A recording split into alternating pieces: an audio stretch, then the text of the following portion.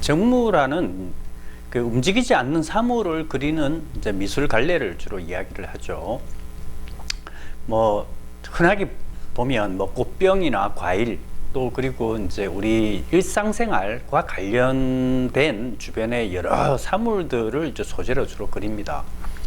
정무라는 이 하나의 독립된 미술 갈래입니다.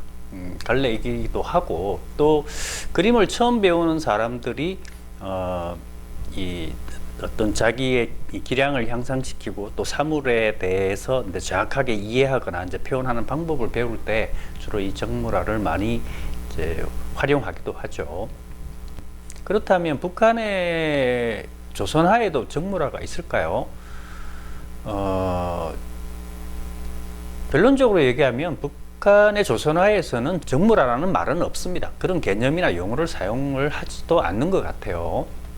그런데 비슷한 그림들이 있죠. 비슷하다라고 하는 것은 이제 정무라가 가지고 있는 이제 뭐 일종의 구도가 있어요. 그러니까 보통 사물을 이렇게 놓을 때는 그게 어떤 방식이든 비슷하게 사물이 놓이게 되고, 그 다음에 그런 이제 사물들, 이 정무라의 소재로 사용되는 사물들이 주로 뭐 꽃이나 도자기나 또 뭐 그릇 같은 거, 그 다음에 열매, 과일, 이런 것들을 사용하는데, 이거는 서양화에서의 정무라 해도 이런 소재들을 상당히 많이 사용하고, 그 다음에 이제 북한의 조선화에서도 이런 소재들을 많이 사용하기 때문에 이것이 같은 소재를 사용하는 측면 때문에 좀 비슷하게 이렇게 볼 수는 있습니다.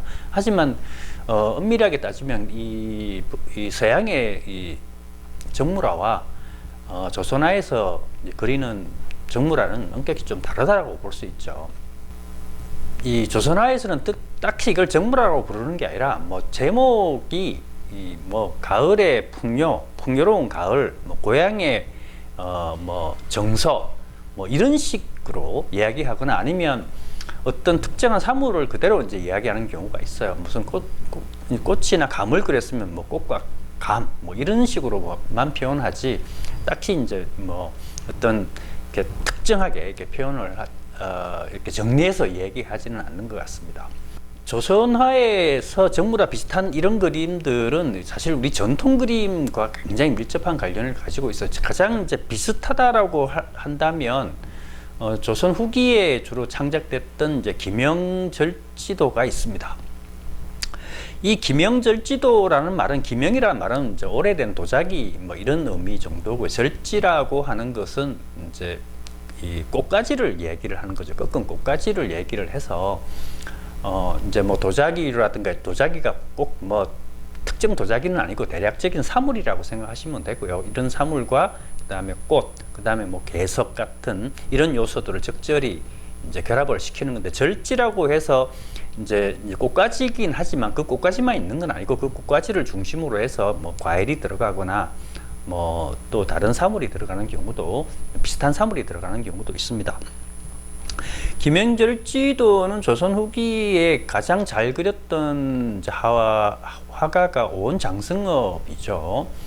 오원장승업의 또는 그 당시에 활동했던 안중식이라는 분도 기명절지도를 상당히 잘 그렸다고 알려져 있고, 북한에서 그리는 이런 정무라 비슷한 그림은 이런 조선 후기에 그려졌던 기명절지와 비슷한, 굉장히 유사하거나 비슷한 그림이다, 이렇게 정리를 해볼 수 있겠습니다.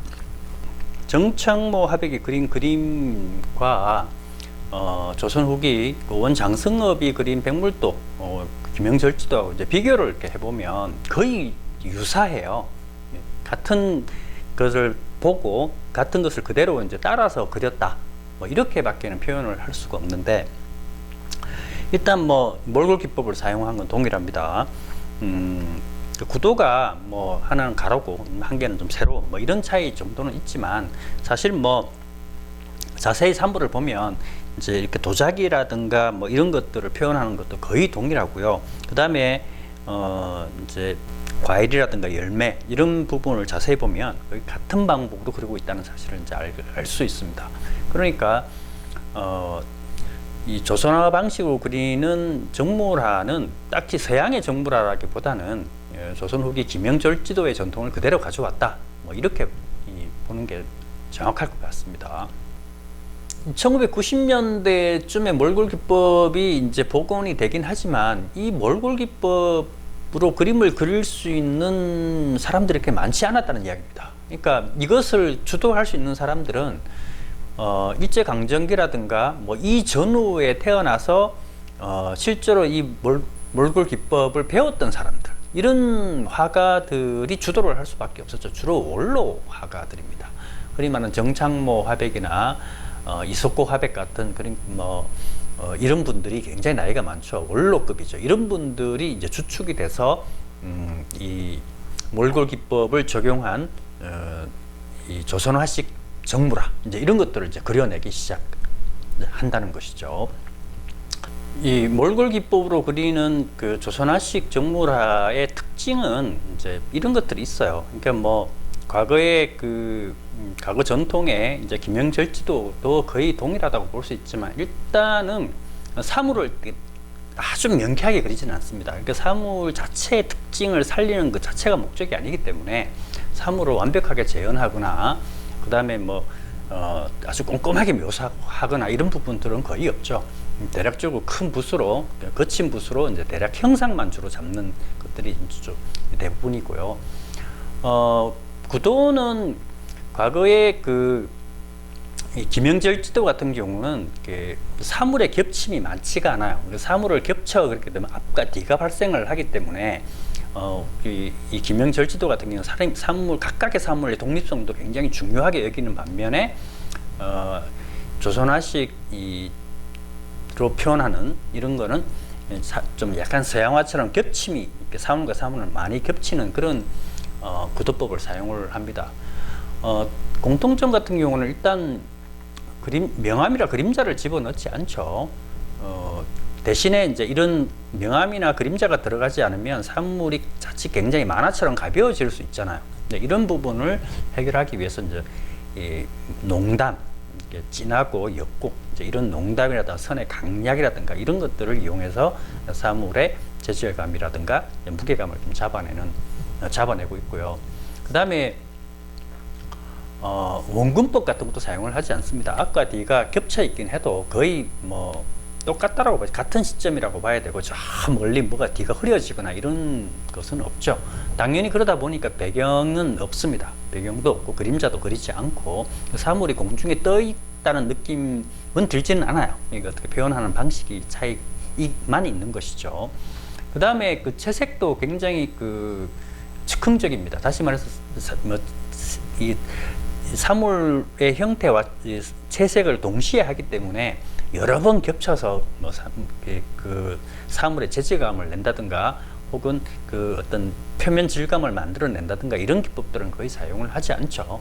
그래서 이런 그림들은 딱 즉흥적으로 그렸기 때문에, 즉흥성이 강하기 때문에 보는 사람도 굉장히 편안하게 볼 수 있는 장점이 있어요. 그러니까 막 그림을 보고 사물을 과도하게 그렸을 때